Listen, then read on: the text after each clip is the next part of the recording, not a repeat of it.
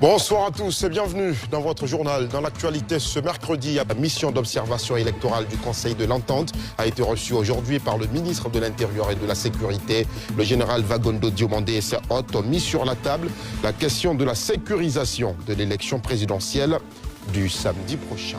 Nadia Eja, Karine Kassi. Après la visite de la HACA, haute autorité de la communication audiovisuelle la veille, les membres du Conseil de l'Entente ont échangé avec le ministre de l'Intérieur et de la Sécurité, une étape importante de la mission de ces observateurs, en raison du rôle capital que joue ce ministère dans le bon déroulement du processus. Il n'y a pas d'élection s'il n'y a pas de sécurité, il n'y a pas de confiance, il n'y a pas de crédibilité dans le processus électoral si ceux-ci ne sont pas sécurisés.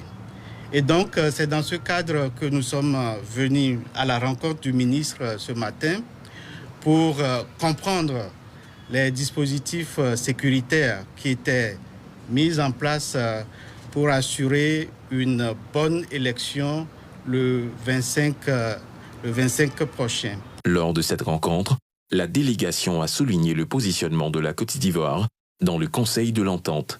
La prospérité de notre espace dépend en grande partie de la Côte d'Ivoire.